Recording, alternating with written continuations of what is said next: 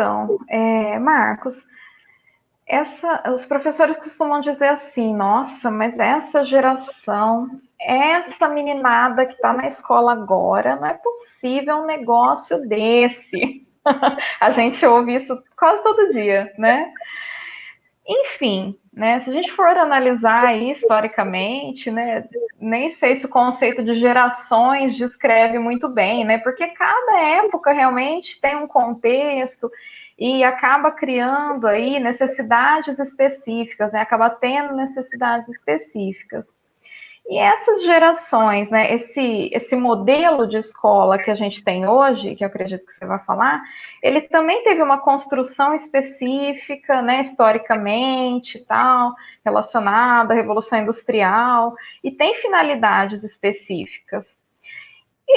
Esse modelo, né, ele consegue se casar perfeitamente a essa geração que está aí, que a gente ouve tanto, né, os professores falando, né, ou há um certo desencontro. Quais são essas necessidades educacionais para essa geração que está aí na escola hoje? Bem, Amanda, o modelo de escola que nós temos hoje, ele foi formatado no século XIX. É claro que, ao longo do tempo, ele foi sofrendo algumas alterações, mas o modelo básico da sua estrutura continua. Então, nós temos um prédio físico, compartimentado em salas, que são as famosas salas de aula e salas, né, para outras coisas. Nós temos nessas salas de aulas carteiras individuais, onde normalmente os alunos sentam em fileiras, uns atrás dos outros. Temos um professor que insiste em continuar a dar aula, achar que o papel dele é simplesmente ensinar, e quem quiser aprender, que aprenda. Porque hoje em dia, quem não quiser aprender, ele não vai mais perder tempo com isso. Nós temos ouvido muito esse discurso também. E dizendo, boa parte desses professores, eu estou me referindo aqui principalmente a ensino fundamental e ensino médio, que essa geração atual, essas crianças e esses adolescentes, não querem nada com coisa nenhuma, e que, por isso, eles não estão ali para perder os seus lindos cabelos se preocupando com essa geração que não quer saber das coisas. Mas eu sempre convido os professores a repensar isso. Será que o problema é da nova geração? Eu vou lembrar a minha. Eu nasci em 55, e na época em que eu fazia, né, o primeiro grau, né, que depois vai se transformar no ensino fundamental, nós tínhamos algumas professoras e tinha uma inspetora específica. Eu estudei em colégio público na cidade de São Paulo, era um colégio estadual, que é o professor Ascendino Reis, de grande saudade, lá no bairro do Tatuapé. E nós tínhamos, então, algumas professoras que já tinham esse discurso naquela época. Então, eu estou falando aqui de década de 1960, início da década de 1970, que já tinha esse discurso. E nós tínhamos uma inspetora que ela, de fato, eu devo confessar aqui, que nós tínhamos, assim, uma parte da turma que era bagunceira. Tá? Então, ela já entrava assim, olhava para nós, você, você e você, comigo para a diretoria. E nós falamos, mas por que nós vamos para a diretoria? Não, porque aconteceu não sei o quê, e eu já sei. E nem adianta argumentar, todo mundo para a diretoria. Uma ou outra vez, realmente tínhamos sido nós. Né? E outras vezes, não. Mas vem a questão do rótulo. Então, nós éramos os culpados. Acabou.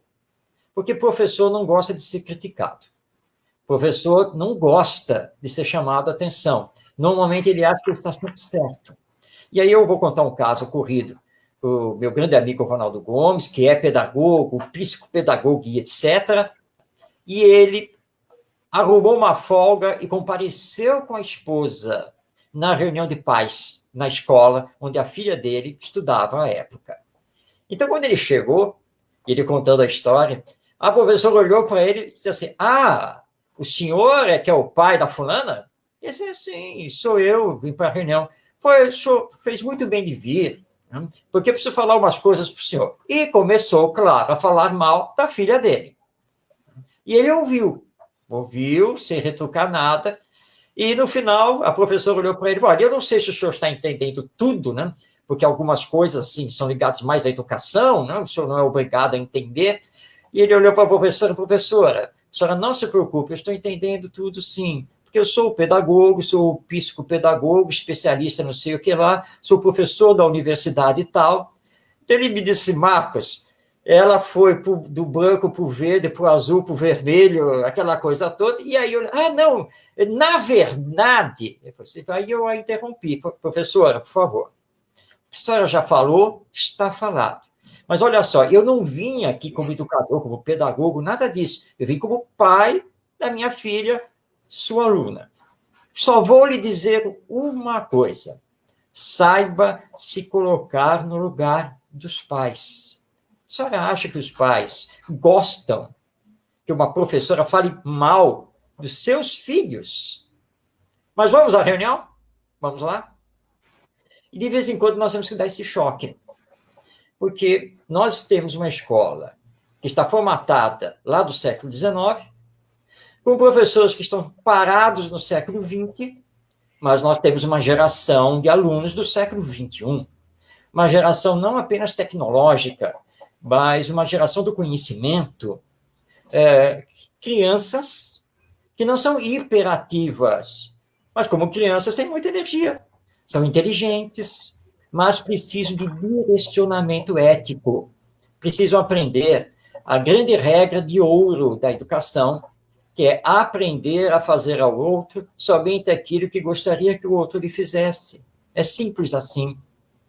Eu, em deslocamento aqui no Rio de Janeiro, certa vez, estava no ônibus, já chegando onde eu deveria descer, e uma galera de uma escola pública entrou no ônibus. E eles já ficaram todos atrás, e aqui no Rio de Janeiro nós saímos por trás do ônibus, pela porta do fundo, e eles ali, e não apenas eu, mas alguns passageiros, nós demos sinal, e eu estava à frente, olhando para eles, o ônibus já chegando no ponto, e eles, claro, né, para eles nós não existíamos.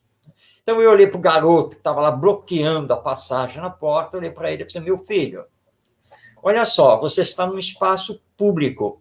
Então, como você está num espaço público, tem pelo menos uma coisa que você precisa fazer. E ele me olhando, né, de cima para baixo, né, de alto a baixo, assim, ou seja, respeitar o direito dos outros. A porta de saída do ônibus não é sua, é de todos. Aí, eu fui salvo por um colega dele, e o colega dele olhou assim, vai, cara, sai logo daí, deixa eles passarem. E eu falei, ainda bem, porque eu ia apanhar. E você se pergunta, mas o que está acontecendo? Esse adolescente, ele era um adolescente, ele tem uma família. Pais, avós, tios, ele tem uma família. Ele está uniformizado, ele acabou de sair da escola, ele estuda numa escola. Ora, a família e a escola são os dois grandes agentes sociais de educação. O que esses agentes estão fazendo? Ele está aprendendo o quê? Então, o problema não é exatamente dele.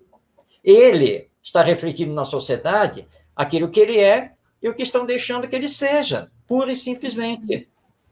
Então, nós temos que mudar a filosofia que rege a nossa educação, precisamos mudar as metodologias que estamos utilizando, fazê-los serem mais participativos na escola, para que eles entendam que a escola é deles, não é aquela coisa chata para onde ele tem que ir e que ele quer sair correndo, né, o mais cedo possível. Ele precisa amar a escola, precisa gostar da escola, mas para isso ele precisa participar. E aí, então, nós temos que mudar o que estamos fazendo e parar em dar aula. Nós não temos que dar aula, nós precisamos permitir que eles façam as descobertas dos conhecimentos, que eles viajem nesse mundo com muito prazer. Então, na verdade, o professor precisa ser um facilitador, um orientador dentro desse processo. Deixar de ser, como dizia o Pedro Demo, um auleiro, porque a maioria dos professores é isso. Como uma vez chegou para mim e disse, o senhor vai me desculpar, mas eu só consigo trabalhar se eu tiver o quadro na parede e a caneta na mão. Eu falei, tá ok. Então, dentro do nosso projeto, o senhor pode se retirar. Pode ir embora. porque aqui não se dá aula. Nós vamos trabalhar com eles. Eles vão formar grupos de pesquisa, grupos de trabalho, vão fazer projetos, e nós vamos caminhar com eles, porque aprender é bom, mas aprender com utilidade, saber do que você vai fazer com esse aprendizado na vida. Então, na verdade, Amanda, nós temos tudo, mas só precisamos mudar como estamos fazendo, e isso é urgente. O Brasil hoje, e é a estatística oficial, nós temos mais de 25 milhões de analfabetos funcionais. O analfabeto funcional é aquele que passou pela escola. Ele pode não ter terminado, mas muitos terminaram, sim, o ensino fundamental. Ele não sabe ler e interpretar, ele não sabe escrever direito, ele não sabe realizar as operações matemáticas formais. Então, de quem é o problema? É de quem está ali, na nova geração, para aprender, ou são aqueles que estão ali para, e eu vou colocar entre aspas aqui, ensinar, educar? É para nós refletirmos.